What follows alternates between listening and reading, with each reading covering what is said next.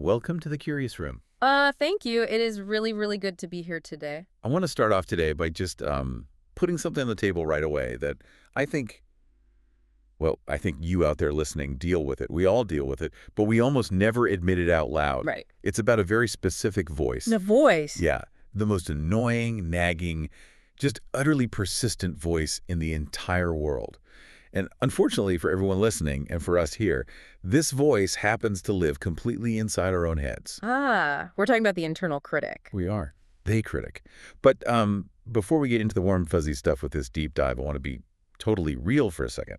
When I first started looking into this topic, my initial reaction was, well, skepticism. Skepticism. That's actually a really interesting place to start. What exactly were you skeptical about? Well, usually when people talk about, self-judgment or being kind to yourself, it just feels very, I don't know, soft. Yeah. Yeah, exactly. Fluffy. It feels like we're just trying to make ourselves feel better with empty affirmations. Like, just look in the mirror and say, you're great. And honestly, that has never worked for me. It just feels fake. I completely agree with you. And I'm honestly so glad you brought that up right out of the gate. Because if we approach this whole topic as just thinking positive thoughts, we are absolutely going to fail. Right. The human brain is just way too smart for that. You can't just lie to yourself and expect it to magically stick. Exactly. Yeah. So the mission for our deep dive today isn't just to tell you to be nice to yourself. It's to actually pop the hood of the car and look at the engine. I love that. I want to really understand why this mechanism even exists in the first place. Yeah. Why is my brain wired to be so unbelievably mean to me? Like, is it a glitch in the system? Or is it supposed to be there? It is definitely not a glitch. It is actually a piece of incredibly ancient evolutionary software that is currently running on a very modern operating system. Oh, wow. And that mismatch, that's exactly where all this suffering comes from. Okay, ancient software. I really like that framing. We are definitely going to get into the evolutionary biology and the actual mechanics of this. But first, I think we need to establish the baseline.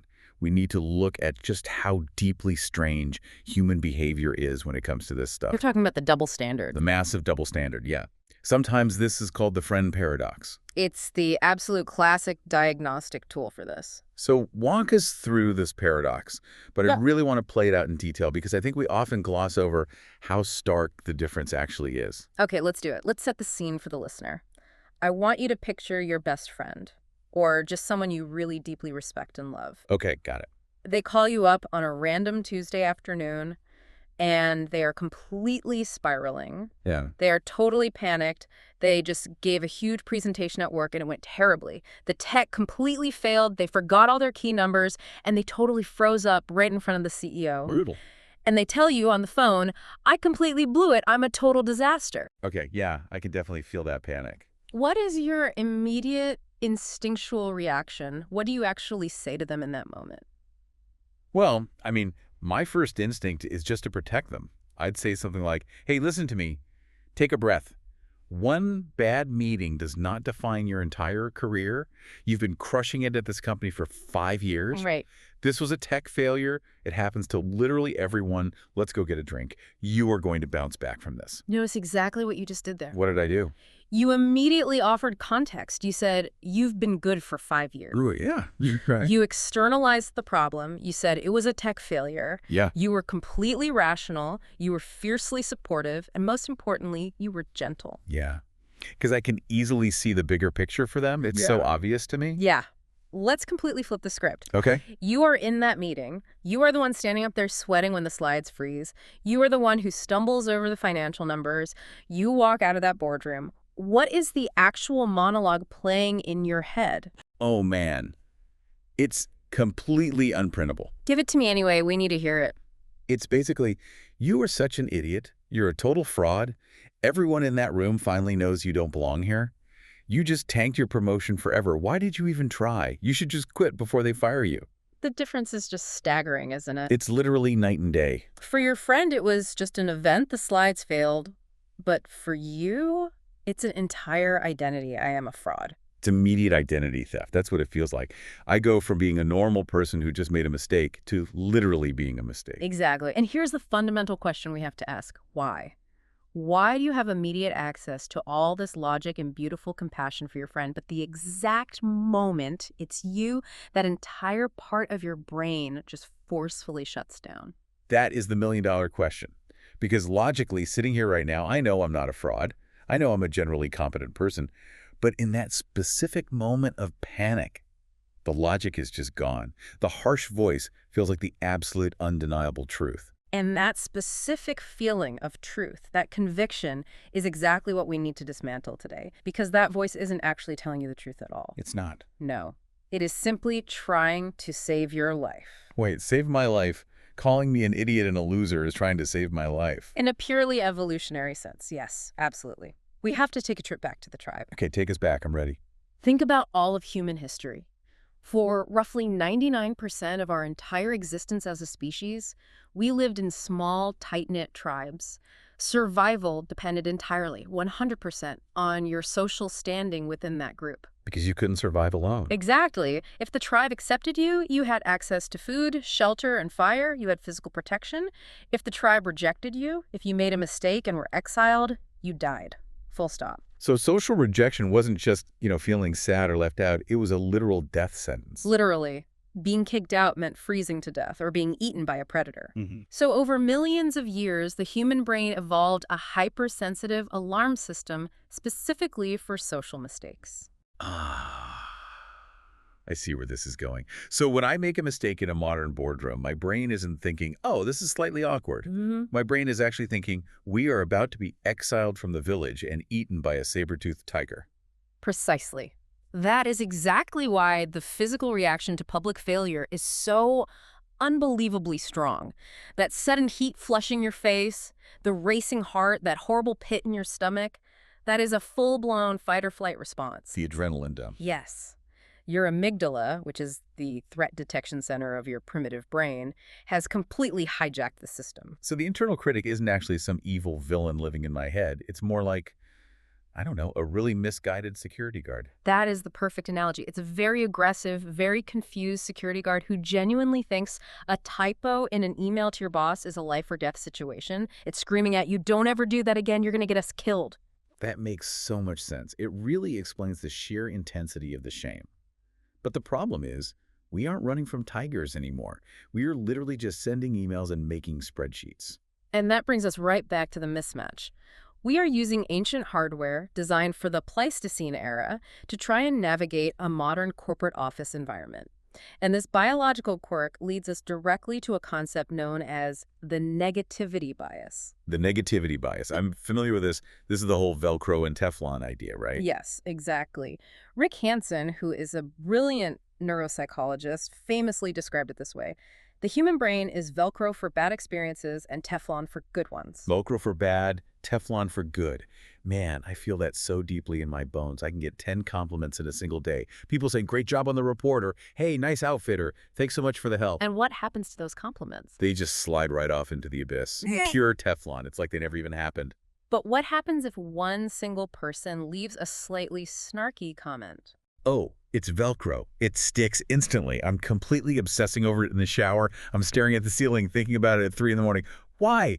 Why can't I just hold on to the good stuff? Because the good stuff does not keep you alive. Wow. From a pure survival perspective, a compliment is lovely, but it's biologically irrelevant. A threat, however, a criticism, that is highly relevant data.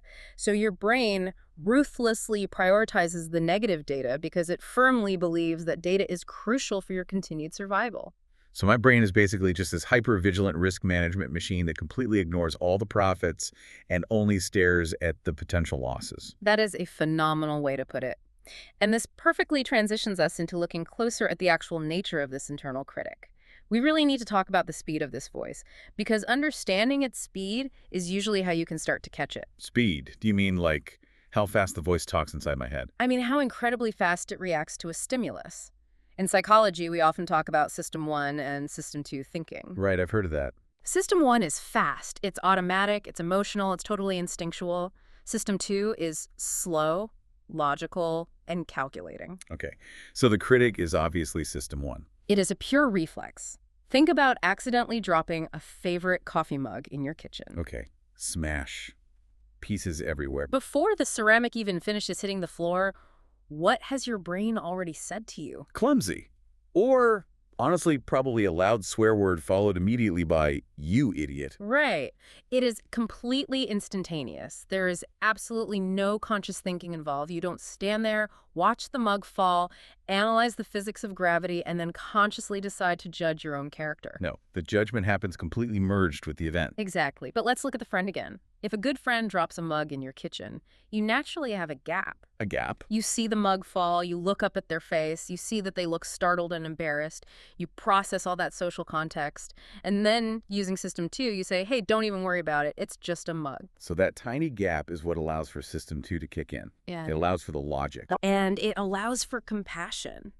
True compassion requires a pause. Judgment is just a reflex. That is so true. You know, I have this very specific thing I experience. I call it post-event cringe. And it really feels like the critic working massive overtime. Post-event cringe, tell me more about that. How does that play out? Okay, so let's say I go to a party or a big networking event, and I'm there for, say, 3 hours. I probably have 50 different interactions with people, and 49 of them are totally normal, pleasant even. Which is a remarkably good success rate for a networking event. Right.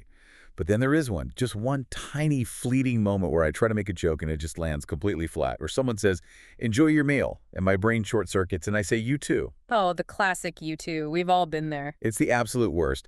And then literally 6 hours later, I am lying in bed staring at the dark.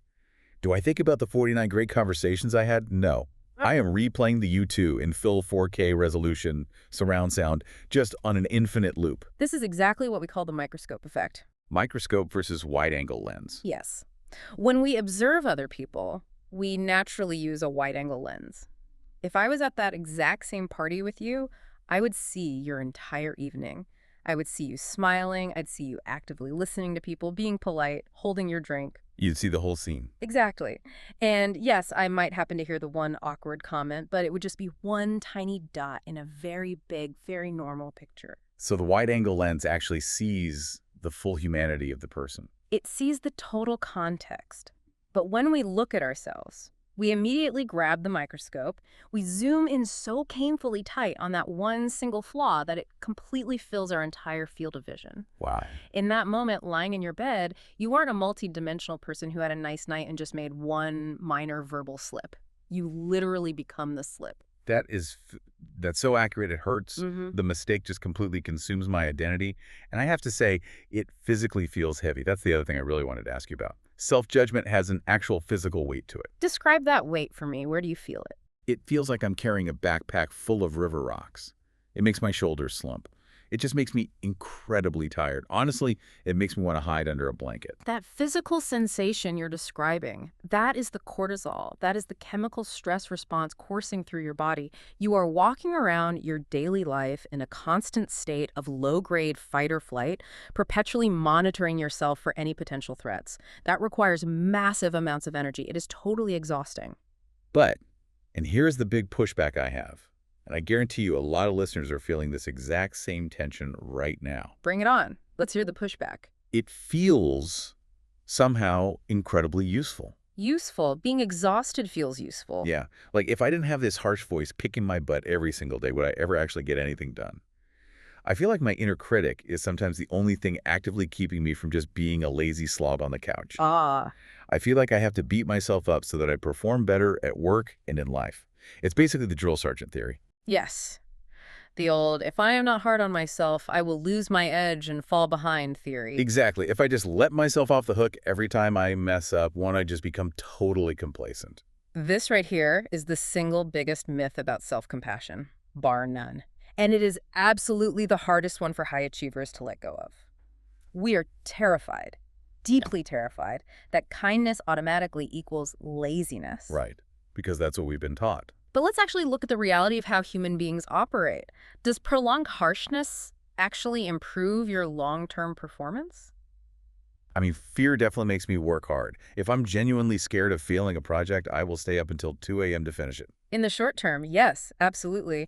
Anxiety is a highly potent fuel source for a short sprint. If an actual bear is chasing you in the woods, anxiety is going to make you run very, very fast. For sure. But what happens to a human body and mind if you try to run on pure anxiety for 20 straight years? You completely burn out. You Yeah, get physically sick. You start hating your career. precisely.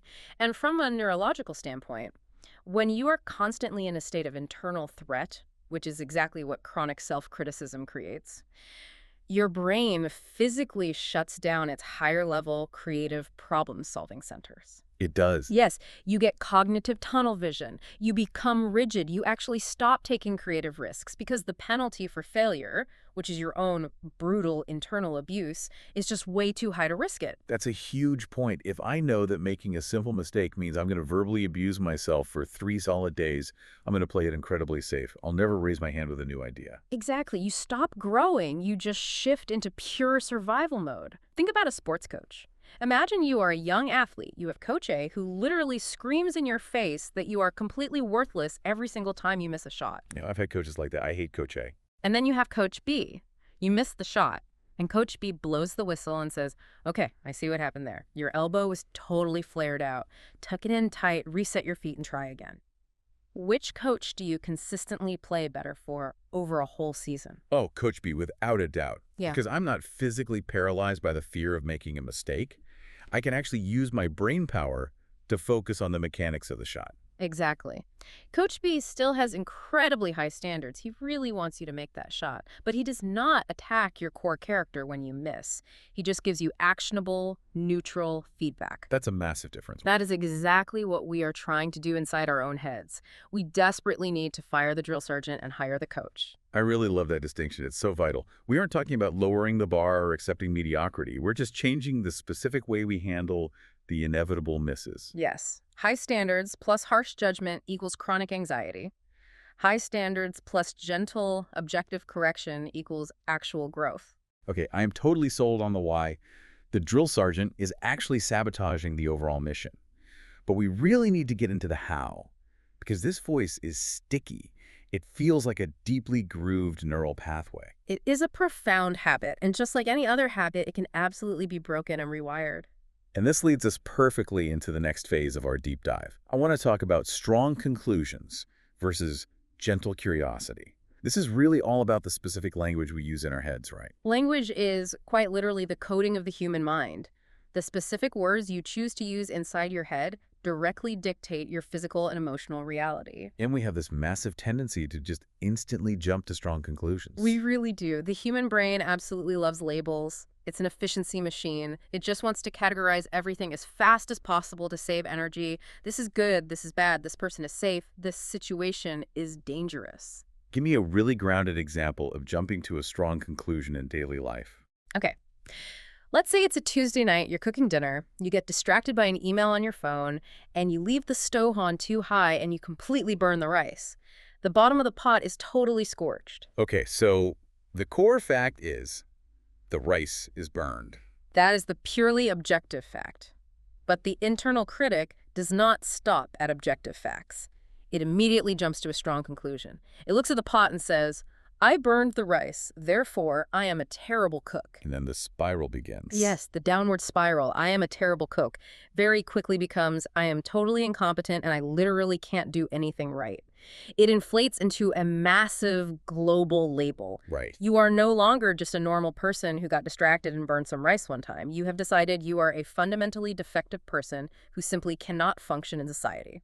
Man, I do this exact sequence all the time. Like, I misplace my car keys. Instantly morphs into, I am a chronically irresponsible mess and I will never get my life together. This dynamic is related to what psychologists call the fundamental attribution error. The fundamental attribution error.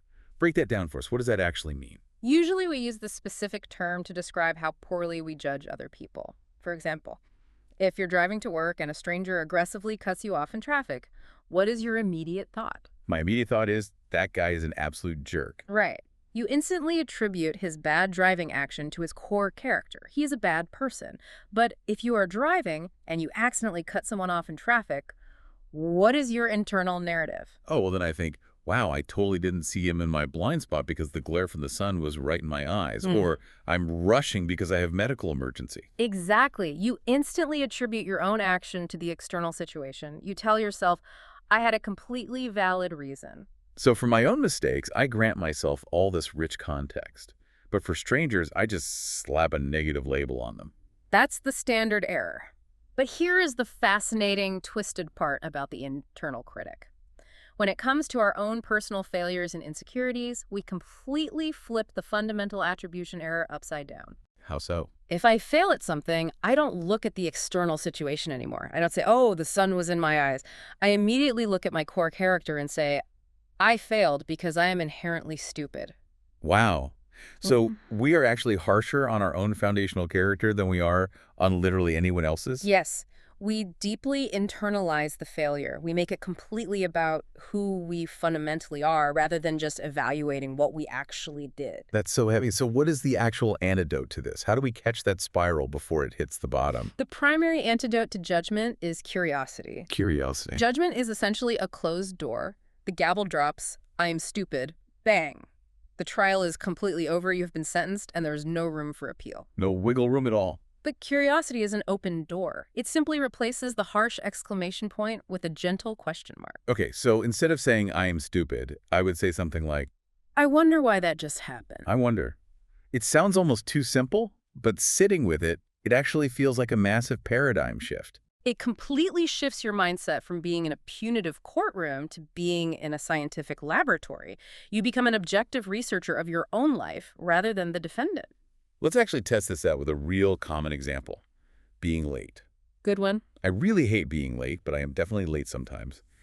And the internal shame spiral when I'm running behind is so intense. Okay, let's play it out. Walk me through the default judgment path first.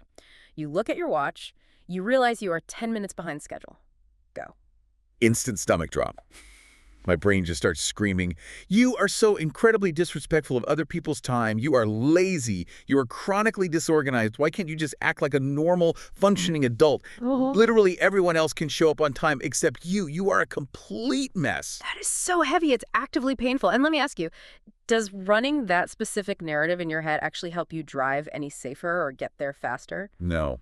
I usually drive like an absolute maniac, and I end up arriving totally sweating, frazzled, and deeply anxious. Okay. Now let's rewind and try the curiosity path. You look at the clock, you are 10 minutes late, you take a breath, and you say, I wonder. I wonder why I am running late today. Okay, let me think.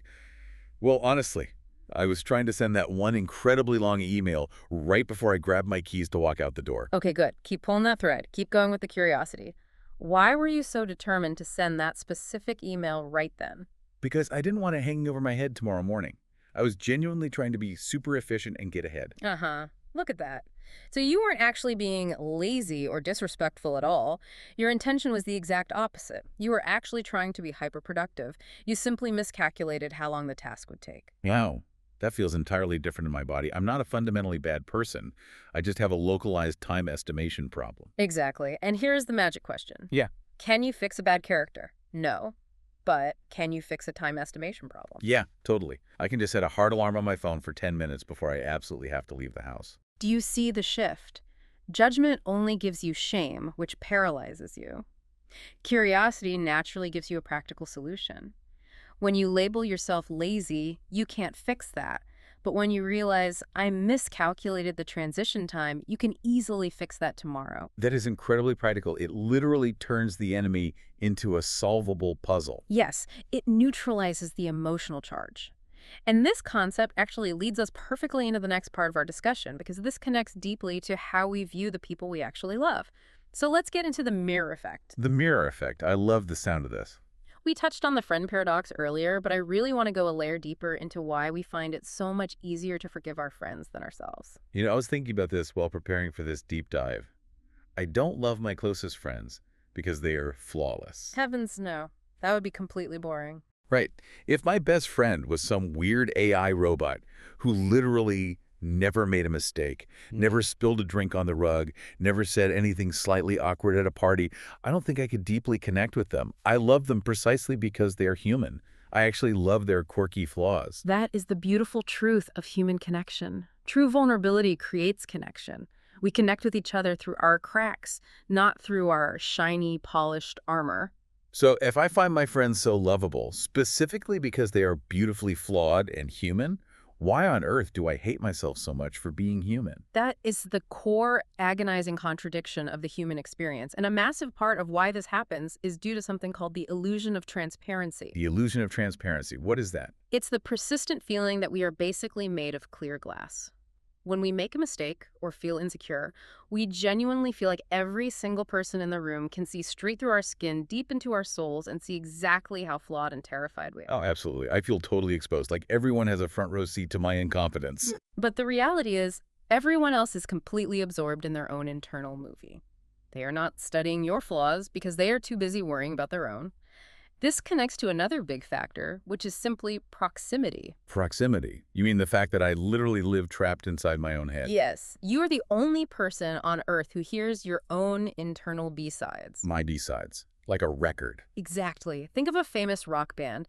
When you listen to them, you only hear their heavily produced greatest hits playing on the radio. Huh? They sound absolutely flawless, perfectly timed, amazing. Right.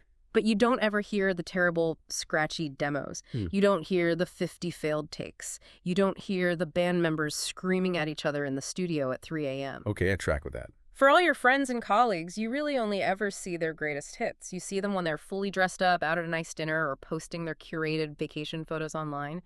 You only get the polished, final version of their lives. But for myself. For yourself, you hear every single rough demo. You hear all the messy outtakes. You hear every weird, random, intrusive thought. You hear the deep, dark doubt. You have a nonstop 24/7 live audio feed of your own intense neuroticism.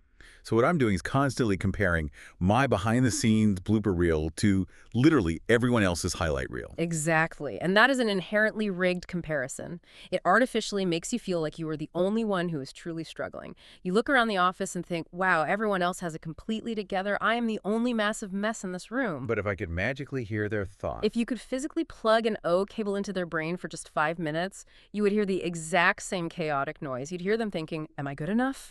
Do my clothes look weird? Did I sound stupid when I asked that question? That is oddly, incredibly comforting in a strange way. Yeah. We are basically all just a bunch of weirdos desperately trying to act normal. We truly are. And deeply realizing that helps break the crushing isolation of self-judgment. You need to realize that you are not the one magical exception to the rule of humanity. I am not the exception. I really need to write that down on a sticky note. You are not the single person in the entire universe who is somehow required to be completely perfect. There's also this huge element of control tied up in all this, isn't there? I really feel like if I judge myself hard enough, I can somehow control the future outcome. Ah, the illusion of control. Yes. We subconsciously think, if I mentally scream at myself for an hour for dropping this glass, I will definitively ensure I never, ever drop a glass again. But that's a total lie, isn't it? It is pure magical thinking. Psychological punishment does not prevent human accidents. It merely adds a layer of deep suffering on top of the inevitable accident. So, knowing all of this, the evolutionary biology, the negativity bias, the blooper reels, the illusions, how do we actually start to change the wiring? I want to move into some real practical reflections, because I really don't want to just leave everyone with a neat psychological theory and no action plan. Right. Insight is great, but we need actual tools for when the alarm bells go off. It seems like it all really starts with a pause. We talked a little bit about speed earlier. Yes. The absolute first critical step is to physically interrupt the reflex. So let's play out a scenario. I hit send on an important email to a big client, and 2 seconds later, I realize I spelled their company name wrong. Total panic sets in. What is my literal first step? Stop moving. Physically stop. Take both of your hands completely off the computer keyboard. Okay. Hands are in my lap. Now take one very deep, very slow breath, a real one from your diaphragm. Why the breath, though? I know people say that, but is that just sort of a woo-woo mindfulness thing, or is there science there? No, it is hardcore biology. When you are in that sudden panic mode, you start shallow breathing from your upper chest. That rapid breathing sends a massive physical signal to your brain that says, we are in acute physical danger. Right. But a very deep, slow exhale physically stimulates your vagus nerve. That sends an overriding signal of safety to your nervous system. It literally commands your amygdala to stand down. So the deep breath is essentially the all-clear siren. Exactly. It buys your brain a crucial few seconds of physiological clarity. And in that tiny pause, your system 2 logic can come back online, and you can consciously choose a new thought. And that leads directly to the second major tool we need to talk about, changing the actual language we use. We urgently need to move away from using heavy words and transition to using simple words. Give me some examples of heavy words. The internal critic absolutely loves catastrophic, melodramatic language. Words like failure, disaster, complete humiliation, ruin. I just ruined the entire presentation. Right. Ruined is an incredibly heavy word. It implies that everything is permanently destroyed and can never be salvaged. So what is the simple word equivalent? Mess, mistake, stumble, glitch. So instead of telling myself I ruined the whole thing, I force myself to say, I stumbled on slide 3. wow, that just sounds like a boring fact. Because it is a boring fact, I ruined it is an emotional fiction story. I stumbled on slide 3 is just neutral data. Let's do a quick role play to practice rewriting this. I'll give you a really nasty, heavy thought that I actually have, and you help me scrub it down to the data. Let's do it. Hit me. Okay, here's the thought. I was so incredibly awkward at that group lunch today. I barely spoke a single word. I am such a fundamentally boring person. Nobody is ever going to want to hang out with me again. Oof, that is heavy. Let's look at the labels. Boring person. Nobody, ever. That is totally global and permanent. Let's strip away the drama and just look at the raw facts of the lunch. Fact. I was very quiet. Okay. Now apply curiosity. Why were you so quiet? Well, I was physically exhausted from a bad night's sleep. And I didn't know anything about the topic they were discussing. They were deep into talking about golf, and I literally don't play golf. Okay, perfect. So let's rewrite the script using only those simple facts. I was quiet at lunch today because I was tired, and I don't know anything about golf. Say that out loud again and tell me how it feels in your chest. I was quiet because I was tired, and I don't play golf. It feels totally neutral. It doesn't feel like I'm this broken, unlovable human being. I'm literally just a tired non-golfer. Exactly. You systematically strip away all the toxic judgment, and you are just left with the actionable data. I really love that practice. Now, there's one more specific tool from our research that I really want to touch on before we run out of time. The guest analogy. Oh, this is probably my favorite mental model of all. Explain the guest analogy for us. Imagine you have a guest over to your house, a really good friend. You're sitting in the living room, laughing, and they accidentally knock over a full glass of red wine right onto your brand new white rug. Oh, man. That's a massive crisis. It is a big, real mess. But how do you actually react to your friend in that exact moment? Well, I'd immediately jump up. I'd probably say, oh my gosh, don't worry, it's fine. And I'd run to the kitchen to grab the salt and the club soda and all the towels. Exactly. You immediately go get the towel. You focus 100% of your energy on fixing the physical mess.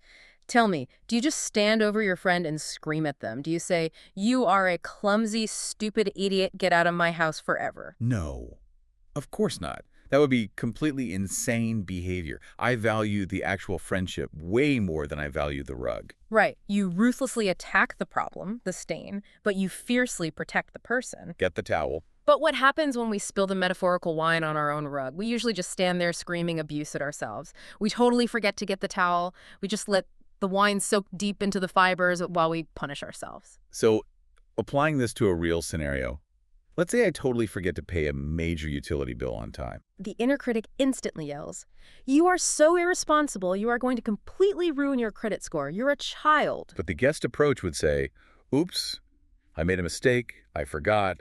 Let me go get the towel. And in this specific case, the towel is just paying the bill.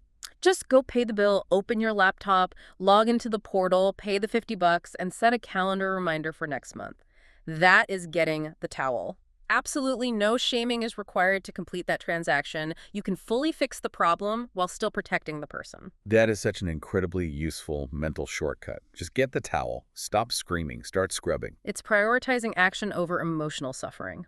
Now, we are coming into the final stretch of our deep dive here, and I really want to circle back to the deep fear we talked about earlier, because even after everything we've unpacked, the biology, the tools, the analogies, the primal fear of letting go of that critical voice is still so incredibly real for people. The fear of losing your edge, losing control. Yeah. I still have this lingering feeling like if I truly start being gentle and nice to myself, will I just lose all my ambition? Will I become one of those overly soft people who just hands out participation trophies for mediocrity? Ah, the classic participation trophy fear. Yes, because I don't want a participation trophy in my career or my life. I actually want to win.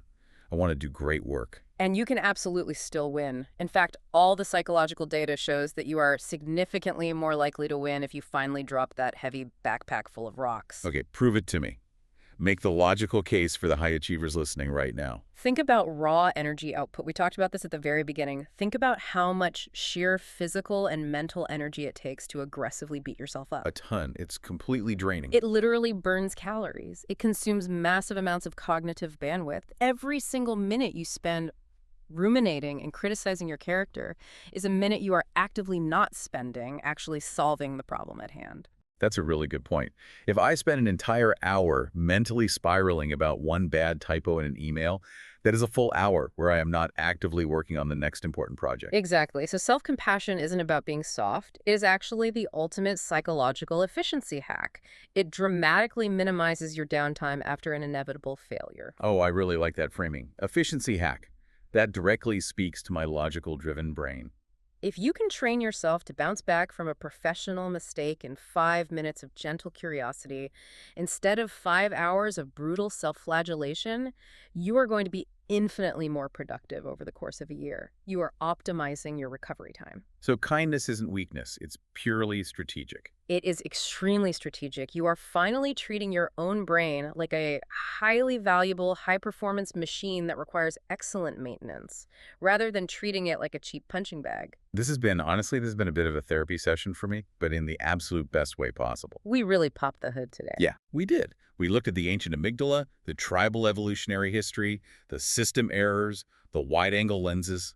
At the end of the day, it is all just mechanics. It's not your fault you have this voice, but it is your responsibility to train it. So as we start to wrap this up, let's just briefly summarize this gentle path we've mapped out. It is entirely about making the daily, conscious shift from being the harsh critic to being the gentle, curious observer. From the screaming drill sergeant to the supportive coach. And giving yourself the grace to realize that this is a lifelong practice. You are absolutely not going to be perfect at this tomorrow. You are going to judge yourself harshly again, probably later today. Oh, almost certainly, as soon as I leave this studio and get stuck in traffic. And that is completely okay. Just catching the voice in the act is the victory. When you hear that nasty script start running, you can just internally smile and say, ah, okay, there is the confused security guard again. Thanks so much for trying to save me from the tiger, but honestly, it's just a spreadsheet. It's just a spreadsheet. I wonder why I'm reacting so intensely to this. I wonder, replacing the period with a question mark. That is the master key to all of this. I really want to leave everyone listening out there with a final thought to just kind of mull over today.